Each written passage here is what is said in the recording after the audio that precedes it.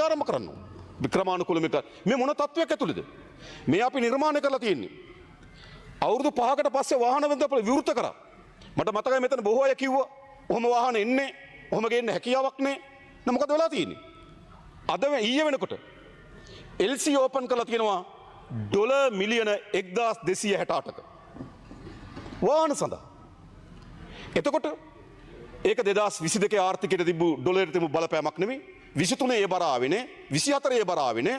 හැබැයි අපි ඒ බර අරන් තිනවා. අපි දන්නවා අපේ රටේ වාහන අවුරුදු 15 20 පැරණි වාහන තියෙනවා. දුවන්න බෑ. නඩත්තු වියදම් වැඩි. වාහන කියන්නේ කර්මාන්තයක්. ඒ නිසා රටේ ආර්ථිකයට ඒක අපි සම්බන්ධ කරගන්න ඕන. අපිට විශාල ආදායම් ප්‍රභවයක්. ඒක අපි සම්බන්ධ කරගන්න ඕන. ඩොලර් මිලියන 1260ක් මේ වෙනකොට ණයවර ලිපි නිකුත් කරලා තියෙනවා. අපි අපේක්ෂා කරනවා ඩොලර් මිලියන 1500ක් 1800ක් වගේ ප්‍රමාණකින් මේ දෙසැම්බර් වෙනකොට LC ඕපන් කරයි කියලා. හරි. හැබැයි මෙතනක් තියෙන කුමන්ත්‍රණයක් මම කියන්න ඕන. මේක අර කියන්නේ මතයක් හදනවා. දැන් මේක වහන්න හදන්නේ. නෑ වහන්නේ නෑ මතක තියාගන්න. වහන්න හදලා කියලා ගන්න ටිකක් පස්සට ඉන්න කට්ටියත් වෙළඳපොළට කැඳවන කුමන්ත්‍රණයක් තියෙනවා. මේ තර්ජනේ දෙන්න මෙතෙන්ට ඩොලර් වලට බලපෑම ඇති කරන්න.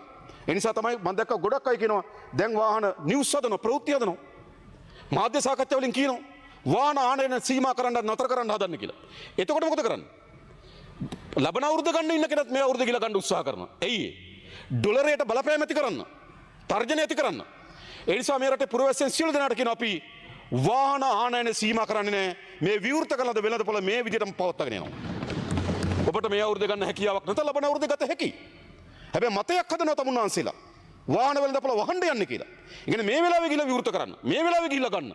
මේ තර්ජනය ඇති කරන්නේ ආර්ථිකයට. ඒ කැත වැඩේ යෙදෙන්න එපා කියලා මම කියන්නේ. ඊළඟ කියන මොකද්ද? බදු වැඩි කරයි. බදු වැඩි කරයි.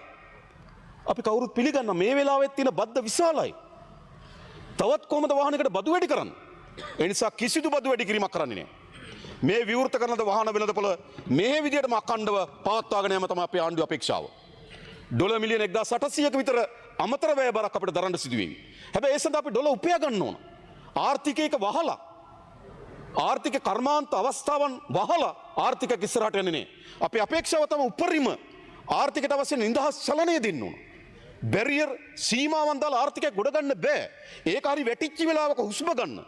හැබැයි ගොඩනගන වෙලාවක ආර්ථිකේ නිදහස්භාවය අපි නිර්මාණය කරන්න ඕන.